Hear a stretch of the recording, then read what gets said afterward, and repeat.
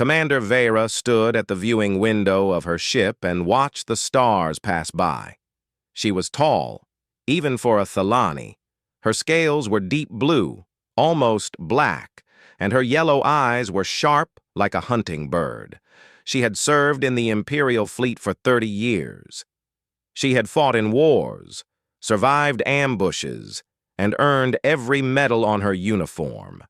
There was very little in the galaxy that scared her, but today she was angry. Humans, she said the word like it was something dirty. They send me humans. Her aide, a young Thalani named Korath, stood behind her with a nervous look on his face. He was holding a datapad with the official orders from the Galactic Council. The Council believes they are the best choice for this mission, Commander, Korath said carefully. Human security teams have an excellent record. Vera laughed. It was not a kind laugh.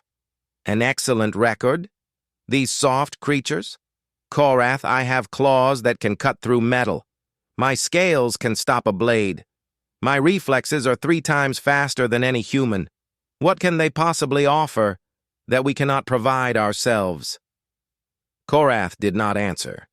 He had learned long ago that when Commander Vera asked questions like this, she did not really want answers. Vera had heard all the stories about humans, of course. Everyone in the galaxy had heard them. Stories that said humans came from a death world, a planet so dangerous that everything on it was trying to kill everything else. Stories that claimed humans could keep fighting even with wounds that would kill other species. Stories about their strange pack-bonding behavior, how they would form emotional connections with anything, even dangerous animals and machines. She thought it was all nonsense. Propaganda spread by the humans themselves to make other species afraid of them. She had seen humans before. They were small. They had no claws, no fangs, no armor. Their skin was soft and easy to cut. They could not see well in the dark. They could not hear high-pitched sounds. They needed to sleep for a third of every day. By every measure, they were one of the weakest species in the galaxy. And yet, somehow, the Galactic Council treated them with respect, even fear. It made no sense to Vera. The door behind her opened with a soft hiss. Korath straightened up immediately. "Commander," he said, "the human team has arrived." Vera turned slowly. She wanted to see these legendary warriors for herself. A group of 5 humans walked into the room. They wore simple gray uniforms with no decorations. They carried weapons at their hips, but the weapons were holstered. They moved quietly, their eyes scanning the room in a quick, practiced way. The one in front was a male. He was not particularly tall, not particularly muscular. He had short brown hair and calm gray eyes. His face showed no expression at all. He stopped a few feet from Vera and gave a small nod of greeting. "Commander Vera," he said. His voice was even and polite. "I'm Jake Morrison, team leader for your security detail. This is my squad." He introduced them one by one. Katie Dunn was a female with red hair tied back in a tight knot.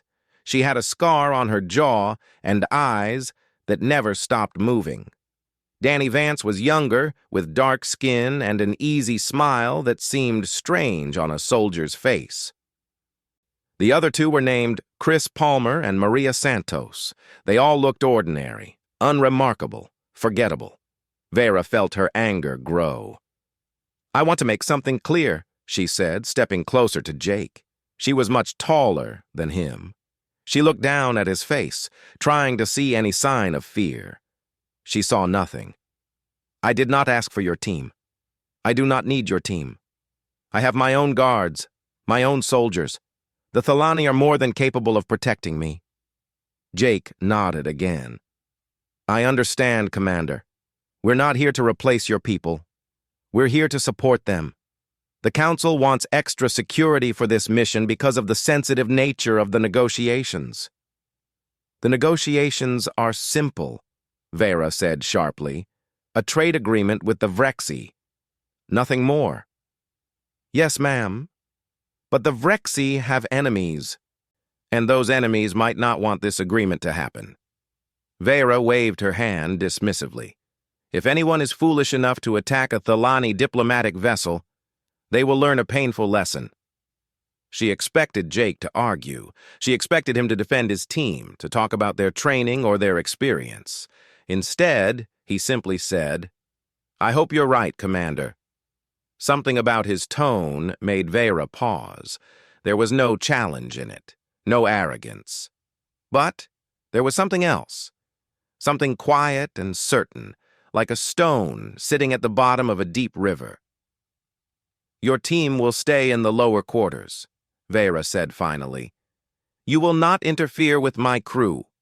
You will not give orders to my soldiers. You will follow my commands and nothing else. Is that understood?"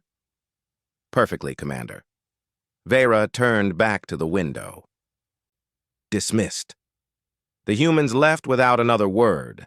Vera listened to their footsteps fade down the corridor. "They seem professional," Korath offered carefully. "They seem weak," Vera replied. "Did you see them? No muscle, no presence. The female, with the red hair, is the only one who looks like she might survive a real fight. The rest of them?" She shook her head. "They would not last 10 seconds against a Thalani warrior." Korath said nothing. Over the next few days, Vera watched the humans when she could. She told herself it was because she needed to evaluate their capabilities. But really, she was looking for proof that her judgment was correct. She watched Jake run his team through training exercises in the cargo bay. They practiced shooting, hand-to-hand combat, and emergency responses. They were competent. She admitted to herself. Their movements were efficient. Their coordination was good. But they were still just humans. One evening, she passed by the common area and heard laughter. She looked inside and saw Danny Vance telling a story to some of her Thalani crew members. They were listening with fascination. Danny was acting out some battle, making explosion sounds with his mouth, pretending to dodge enemy fire. The Thalani were actually laughing at his performance. Vera felt disgusted.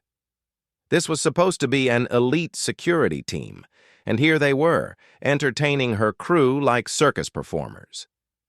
She walked away without saying anything. On the 5th day of travel, they arrived at Korath Prime. The station hung in space like a giant metal flower, its docking arms extended in all directions. Ships from 100 different species were attached to it. It was neutral territory, protected by ancient treaties that even the most aggressive empires respected. As Vera prepared to disembark, Jake Morrison appeared at her side. "Commander," he said quietly, "I'd like to recommend increased security protocols while we're on the station." Vera looked at him coldly. "This is neutral territory, human. There are laws here, treaties. No one would dare attack a diplomatic mission." Jake's expression did not change. "With respect, Commander, people break laws every day, and treaties only matter to those who honor them." Vera leaned close to him. "Your reputation precedes you, human. The galaxy seems to think your species is something special, something dangerous." She smiled, showing her sharp teeth. "I don't see it. I see a small, soft creature who jumps at shadows." Jake met her eyes without flinching. For a moment, something flickered in those gray depths. Something old and cold. Then it was gone. "Hopefully, Commander," he said softly, "you'll never have to find out what we really are." Vera laughed and walked past him toward the airlock. She was still laughing when she stepped onto the station. She would not laugh for much longer. Korath Prime was loud. The station was filled with species from every corner of the galaxy. Tall beings with multiple arms pushed past small furry creatures with big eyes. Insectoid merchants shouted prices from their stalls. The air smelled like 100 different worlds mixed together, some pleasant and some very much not. Vera walked through the crowded corridors with her head held high. Her Thalani guards surrounded her in a protective formation, their armor gleaming under the station lights. Behind them, almost invisible in the crowd, moved the human team. She had almost forgotten they were there. The Vrexy delegation met them at the entrance to the diplomatic sector. The Vrexy were insectoids, their bodies covered in hard black shells. They had 4 arms and large compound eyes that reflected light like broken mirrors. Their leader, Ambassador Chikrix, made a clicking sound that Vera's translator turned into a greeting. "Commander Vera, the collective welcomes you. We are eager to begin negotiations." "As am I," Vera replied smoothly. "The Thalani Empire values efficiency. Let us waste no time on unnecessary ceremony." The negotiations began that afternoon. They were held in a large chamber with a round table in the center. Vera and her advisors sat on one side. The Vrexy sat on the other. Guards from both species lined the walls. The human team positioned themselves near the doors. Vera noticed that they had spread out, each one covering a different angle. Jake stood closest to her, his hands loose at his sides, his eyes never staying in one place for long. It annoyed her. This was a secure location. There were Thalani guards everywhere, Vrexy guards too. The doors were locked and monitored. What did the humans think was going to happen? The first day of talks went well. The Vrexy wanted access to Thalani mining technology. The Thalani wanted Vrexy agricultural products. It was a simple trade, beneficial to both sides. By the end of the day, they had already agreed on the basic terms. That evening, Vera retired to her quarters on the station. They were comfortable rooms, provided by the station authority for visiting diplomats. She was reviewing documents on her datapad when someone knocked on her door. It was Jake Morrison. "Commander," he said, "may I speak with you?" Vera sighed. "What is it now, human?" Jake stepped inside and the door closed behind him. His face was serious, more serious than usual. "We've noticed some things," he said. "My team. We think someone is watching us." Vera set down her datapad. "Watching us? What do you mean?" "Since we arrived on the station, we've spotted the same individuals multiple times. Different locations, different times, but always the same faces. They're trying to look casual, but they're not. They're observing us, following our movements." Vera felt a flash of irritation. This is a busy station. Perhaps they're simply going about their business. "Perhaps," Jake said, "but I don't think so. These people are professionals. They know how to blend in. We only spotted them because we were looking." "And why were you looking?" Jake met her eyes. "Because we always look, Commander. It's what keeps people alive." Vera stood up and walked to the window. Outside, the station's lights twinkled against the darkness of space. "You're paranoid," she said, "seeing threats where there are none. This is neutral territory, protected by treaty. No one would dare attack a diplomatic mission here." "Treaties don't stop bullets, Commander, and someone on this station wants you dead." Vera spun around. "You don't know that. I know what I see. And I'm telling you, something is wrong." Jake's voice remained calm, but there was an edge to it now. "I'm not asking you to cancel the negotiations. I'm asking you to be careful. Let us do our job." For a long moment, Vera stared at him. Part of her wanted to dismiss his concerns, to send him away and prove that she didn't need human protection. But something in his voice made her hesitate. "Fine," she said finally. "Do what you need to do, but quietly. I will not have you embarrassing me in front of the Vrexy." Jake nodded. "Thank you, Commander." After he left, Vera called her security chief, a veteran warrior named Theron. She told him what Jake had said.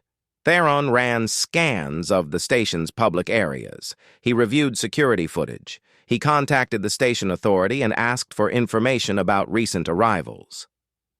He found nothing. "The human is jumping at shadows," Theron said. "There is no evidence of any threat." "That's what I thought," Vera replied. But she couldn't shake a small feeling of unease. The second day of negotiations was even more productive than the first. The details of the trade agreement were coming together. Both sides seemed satisfied. Ambassador Chickrix even made a joke, a rare thing for a Vrexy. During a break in the talks, Vera noticed Katie Dunn talking quietly into a small communication device. Her face was tense. When she saw Vera looking, she quickly walked out of the room. Later, Vera saw Danny Vance studying a map of the station on his datapad. He was marking something, making notes that she couldn't read from a distance. And Jake. Jake was everywhere and nowhere. She would see him standing in a corner, watching. Then she would look again, and he would be gone, replaced by Chris Palmer or Maria Santos. They moved like ghosts, always present but never obvious. It should have made Vera feel safer. Instead, it made her nervous. On the third night, she couldn't sleep. She got up and walked through the station's common areas, hoping the movement would tire her out. Two of her Thalani guards followed at a respectful distance. She found Jake alone on an observation deck. He was standing at the window, looking out at the stars. In his hands was a small photograph, worn and faded. He was staring at it with an expression she had never seen on his face before. He heard her approach and quickly put the photograph away. "Commander," he said, "trouble sleeping? I could ask you the same thing." Jake smiled slightly. "I don't sleep much. Old habit." Vera moved to stand beside him at the window. For a while, neither of them spoke. "What was in the picture?" she asked. Jake was silent for a moment. "My daughter. She's 8 years old. Stays with her grandmother back on Earth while I'm away." "You have a family?" "Yes." Vera thought about that. She had always thought of humans as simple creatures, motivated by basic instincts. She had never considered that they might have the same complex lives as her own people. "Does she know what you do?" Vera asked. "Your daughter?" "She knows I help people," Jake said. "That's enough for her. She doesn't need to know the details." "And if something happens to you?" Jake turned to look at her. His gray eyes were calm, but there was something deep within them. Something that had seen things that Vera could only imagine. "Then she'll know her father died doing what was right," he said simply. "That's all any of us can hope for." Vera didn't know how to respond to that. So she said nothing. They stood together in silence, watching the stars, as somewhere on the station, unseen eyes watched them. The final day of negotiations would come tomorrow, and with it, everything would change. The morning of the final day began like any other. Vera ate breakfast with her advisors and reviewed the trade agreement one last time. Everything was in order. By midday, the deal would be signed and her mission would be complete. She felt confident, pleased even. That feeling would not last. The negotiation chamber was full when Vera arrived. The Vrexy delegation was already seated. Ambassador Chickrix clicked a greeting as Vera took her place at the table. Guards lined the walls as usual. The human team spread out near the entrances, their positions now so familiar that Vera barely noticed them. The final discussions began. There were a few small details to work out, nothing significant.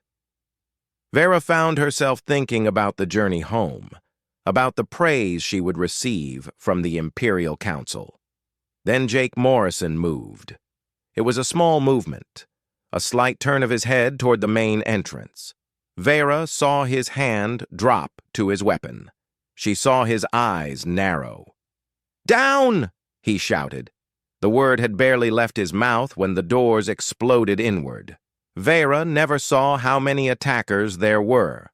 Later, she would learn it was 15. At that moment, all she saw was chaos. Figures in black armor poured through the shattered doorway, weapons already firing. Plasma bolts screamed through the air. The sound was deafening. Her Thalani guards reacted immediately. They were well-trained soldiers, some of the best in the Empire. They raised their weapons and returned fire. 3 of them fell in the first 5 seconds, then 5, then 7. The attackers were fast, professional. They moved with military precision, covering each other, advancing steadily. Their weapons cut through Thalani armor like it was paper. Vera stood frozen, unable to process what was happening. This was neutral territory. This was supposed to be safe.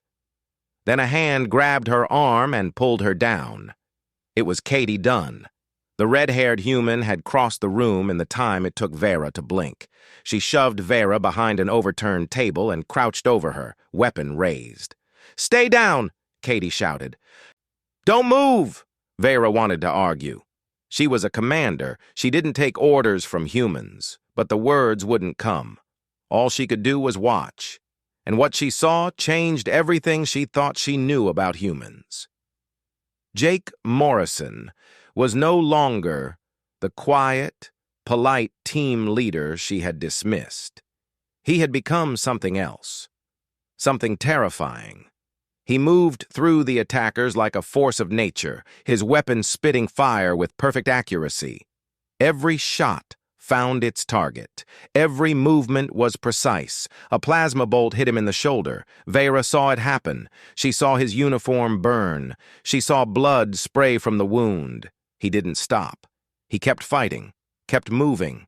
His face was set in an expression of absolute focus, absolute determination. There was no fear in his eyes, no hesitation, just cold, calculating purpose.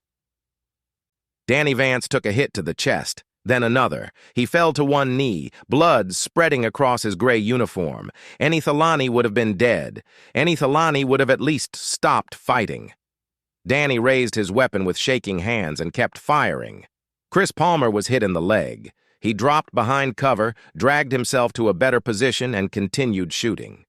Maria Santos fought back-to-back with 2 surviving Thalani guards, her movement so fast that Vera could barely follow them. The attackers began to fall, 1 by 1, then 2 by 2. They had expected easy targets. They had expected diplomats and ceremonial guards. They had not expected humans. Katie Dunn fired 3 shots past Vera's head. 3 attackers fell. She didn't even seem to aim. The weapon was simply an extension of her body. "Moving," Katie said into her communicator. She grabbed Vera again and pulled her toward a side door. "Morrison, I have the principal heading to extraction point." "Copy," Jake's voice came through, strained but steady. "We'll hold them here, go." Vera found her voice. "Your people are dying. We have to help them." Katie didn't slow down. "They're doing their job. My job is to get you out. Move!" They ran through corridors filled with smoke and screaming. Station alarms were blaring. Emergency lights flashed red. Vera saw bodies on the floor, some wearing black armor, some wearing Thalani uniforms. Behind them, she could still hear gunfire. The humans were still fighting. They reached a secondary docking bay where a small shuttle waited. Katie pushed Vera inside and sealed the door. "What about the others?" Vera demanded. Katie was already at the controls, her wounded leg leaving bloody footprints on the floor. "They'll make it." "How do you know?" Katie glanced back at her. For the first time, Vera saw something like a smile on her face. "Because They're human. The shuttle launched. Through the viewport, Vera could see the station falling away. Smoke was rising from several sections. Emergency response ships were moving toward the diplomatic sector. Katie opened a communication channel. Morrison, status. Static. Then Jake's voice, rough and tired. Hostiles neutralized. Vance is down but stable. Palmer and Santos are mobile. We're heading to extraction point 2. Copy. See you on the ship. Vera sat in silence as the shuttle flew toward her vessel. Her mind was trying to process what she had witnessed. Her guards, trained warriors of the Thalani Empire, had been cut down in seconds. But the humans, the soft, weak humans she had mocked and dismissed, had stood their ground. No, that wasn't right. They hadn't just stood their ground. They had won. 12 attackers killed, 3 captured. The rest had fled when they realized they were losing. Against a force that had overwhelmed Thalani warriors, 5 humans had held the line. When the shuttle docked with her ship, Vera stepped out in a daze. Her crew rushed to help her, asking questions she couldn't answer. She pushed through them and went to the medical bay. She had to see the humans for herself. They were already there when she arrived. Jake sat on a bed while a medic worked on his shoulder. The wound was ugly, the flesh burned and torn. He showed no sign of pain. Danny Vance lay on another bed, his chest wrapped in bloody bandages. He was awake, talking quietly to Chris Palmer, who had his leg elevated and splinted. Maria Santos was getting stitches in her arm while checking her weapon with her free hand. Katie Dunn was leaning against a wall, refusing to sit down despite the hole in her leg. They looked like they had walked through hell. They were all alive. Vera stood in the doorway, unable to speak. Jake looked up and saw her. "Commander," he said. His voice was hoarse. "Are you injured?" She shook her head slowly. "Good. That's what matters." Vera opened her mouth, closed it, opened it again. "How?" she finally managed. Jake tilted his head. "How what, Commander?" "How are you still alive? I saw you get shot. I saw all of you get shot." "Any Thalani would be dead." Jake was quiet for a moment.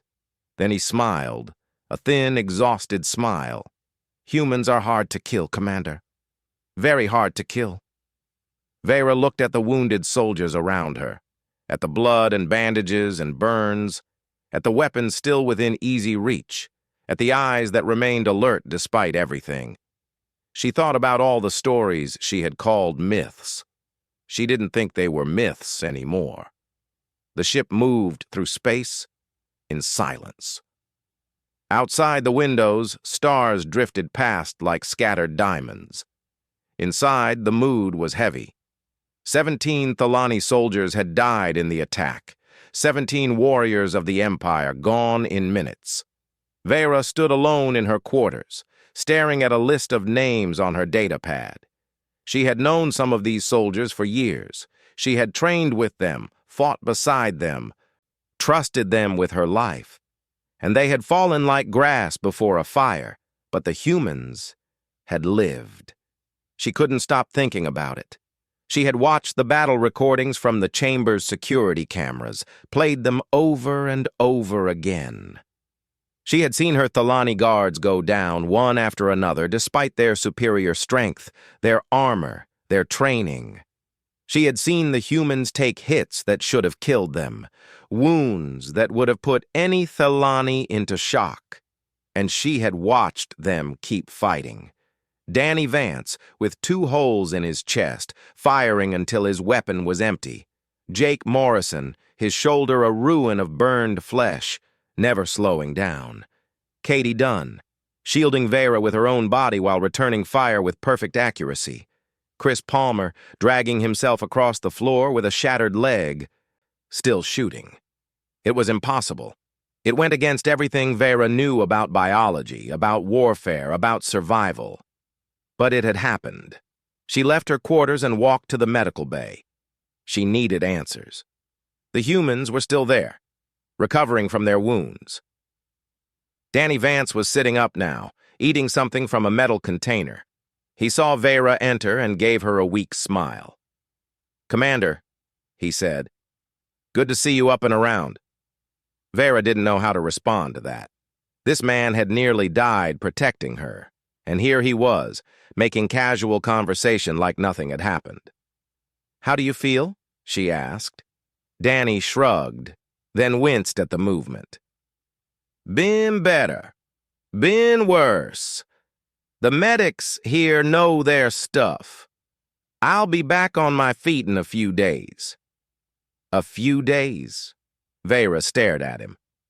"You were shot twice in the chest.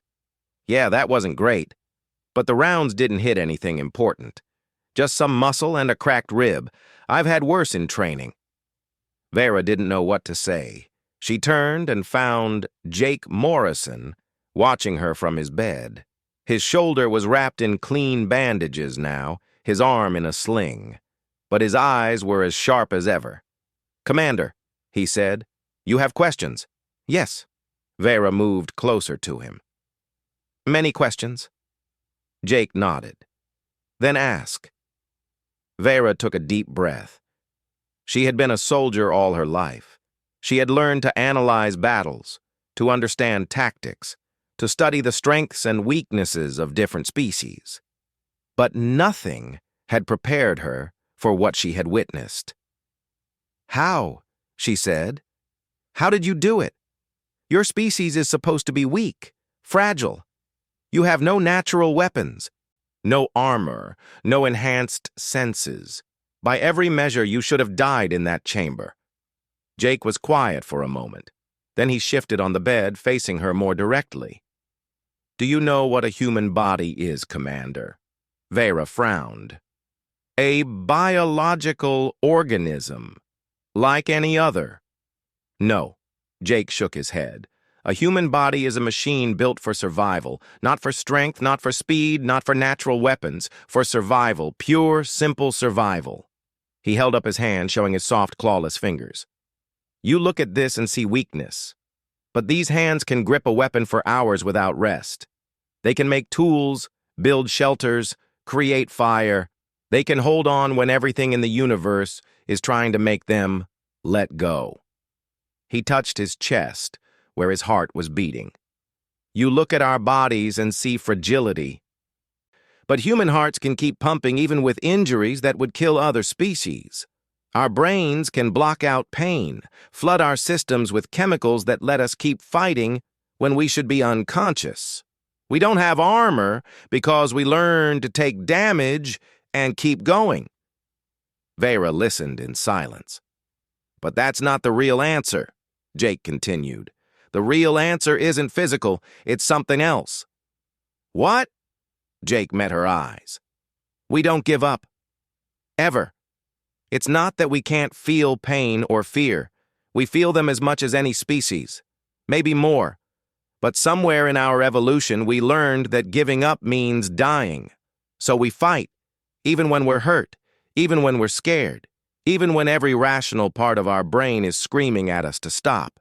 We fight until we can't fight anymore. And then we fight some more."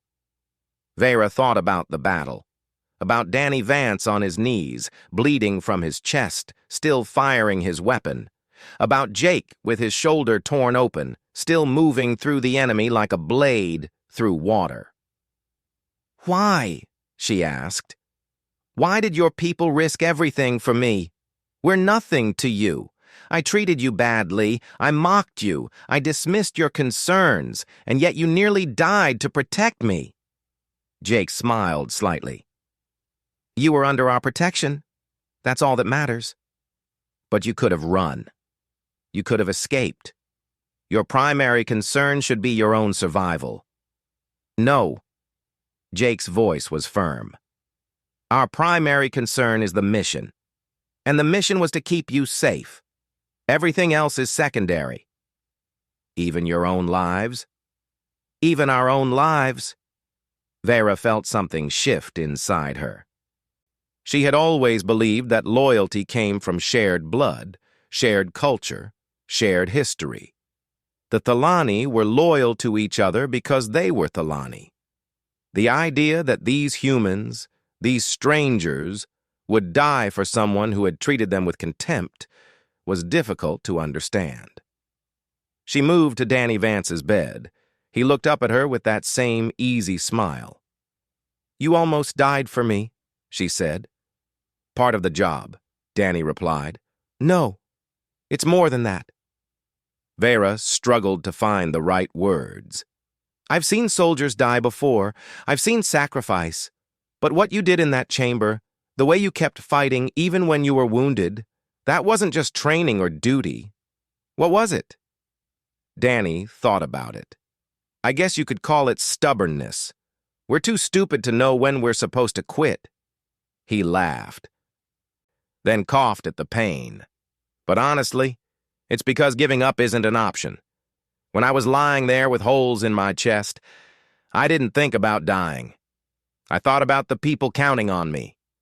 I thought about Jake, and Katie, and Chris, and Maria. I thought about you. And I knew that if I stopped fighting, someone else might die because I wasn't there to help." He looked at her with surprisingly serious eyes. "That's the thing about humans, Commander. We're not that strong by ourselves, but we're never really by ourselves. We fight for each other, and that makes us stronger than any armor or claws." Vera stood in the medical bay for a long time after that. She looked at these wounded humans, these impossible survivors, and felt something she hadn't felt in a very long time. Respect. Not the empty respect of diplomacy or rank. True respect, the kind that had to be earned through blood and fire. The myths about humans weren't exaggerations. They were understatements. The journey home took 8 days. 8 days of quiet travel through the vast darkness between stars. 8 days. For Vera to think about everything that had happened. She spent most of that time watching the humans. Not with suspicion anymore, not with contempt. She watched them the way a student watches a teacher, trying to understand something important. She noticed things she had missed before. The way they checked on each other constantly, even when they were injured themselves. The way Danny Vance told jokes to keep the mood light, despite the bandages wrapped around his chest. The way Katie Dunn helped Chris Palmer walk when his leg was hurting too much, even though her own leg was barely healed. They moved like a family, not by blood but by something deeper, something forged in fire. On the 3rd day of travel, Vera found Maria Santos in the ship's small gym. The human woman was exercising her injured arm, slowly working through a series of movements. Her face was tight with pain, but she didn't stop. "Should you be doing that?" Vera asked. Maria glanced at her. "Probably not, but the arm needs to move or it'll get stiff. A stiff arm is useless in a fight." "You're thinking about fighting? Already?" "Always." Maria finished her exercise and reached for a towel. "That's how we stay alive. We train when we're healthy. We train when we're hurt. We never stop getting better." Vera sat down on a nearby bench. "I've been trying to understand your species. The more I learn, the less sense it makes." Maria smiled. "We get that a lot. On my world, there's a concept called the Warrior's Code. It says that a true warrior fights with honor, protects the weak, and dies with dignity. I always thought the Thalani understood this better than anyone." Vera paused. "I was wrong. Humans live this code in a way we never could." Maria shrugged.